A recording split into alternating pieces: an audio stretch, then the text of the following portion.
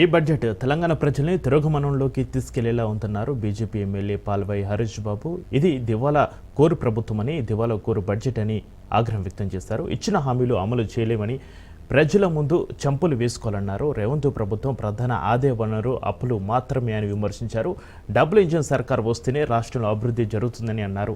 రాష్ట్రంలో అందాల పోటీలు నిర్వహించడం కేవలం ప్రజల అటెన్షన్ డైవర్షన్ చేయడం కోసమే అంటున్న ఎమ్మెల్యే పాల్వాయి హరీష్ బాబుతో మా ప్రతినిధి రాజు ఫేస్ టు ఫేస్.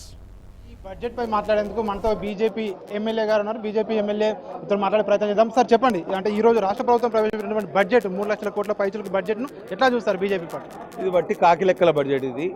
ఈ లెక్కలకు వాళ్ళు ఖర్చు చేసే ఈ మొత్తానికి పొంతనే లేదు. ఇది పూర్తిగా ప్రజల్ని తిరోగమన దిశగా నడిపించే బడ్జెట్, నిరాశావాదం వైపు నడిపించే బడ్జెట్.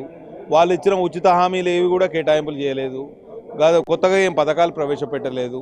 మరి ఏం చేస్తారని వీళ్ళకు ప్రజలు వీళ్ళ చర్యలను హర్షించాలి. పూర్తిగా ఇది లోపభూయిష్టమైన ప్రభుత్వం, దివాలా కోరు ప్రభుత్వం, దివాలా కోరు బడ్జెట్. గత ప్రభుత్వాలు అంకెల గ్యారెంటీ చూపించాయి, కానీ మేము వాస్తవిక బడ్జెట్ ప్రవేశపెట్టాము. ఒక్కొక్కటిగా ఏదైతే మేము ఇచ్చిన హామీలు ఉన్నాయో, గ్యారంటీలు ఉన్నాయో వాటిని ఈ బడ్జెట్లో చూపించుకుంటూ అమలు చేసుకుంటూ వస్తున్నామని చెప్పి ప్రభుత్వం చెప్తా ఉంది. ఇక్కడ నిధులు ఉచిత హామీలకు ఇక్కడ కూడా కేటాయించలేదు. ముఖ్యమంత్రి గారే సాక్షాత్తు ఒప్పుకున్నారు మా దగ్గర డబ్బులు లేవని. అదే ప్రజల దగ్గర పోయి చెంపలు వేసుకొని మేము ఉచిత హామీలు అమలు చేయలేము, మా దగ్గర డబ్బులు లేవు, మేము అసమర్థులం అని చెప్పి ఒప్పుకోండి, ప్రజలు యాక్సెప్ట్ చేస్తారు.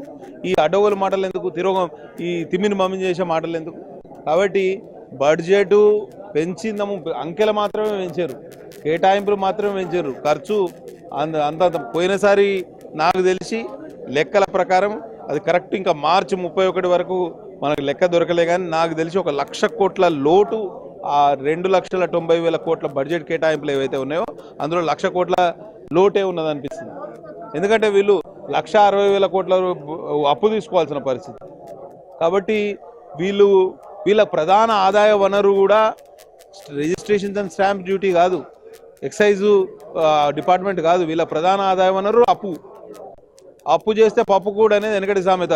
ఇవాళ వీళ్ళు అప్పు చేస్తే ఉపవాసం ఉంచే కార్యక్రమం చేస్తారు. ఆ పప్పు కూడా దొరికే పరిస్థితి లేదు. ఇటువంటి చెత్త ప్రభుత్వాన్ని, ఇటువంటి తిరోగమన ప్రభుత్వాన్ని నేను ఎన్నడూ చూడలేదు.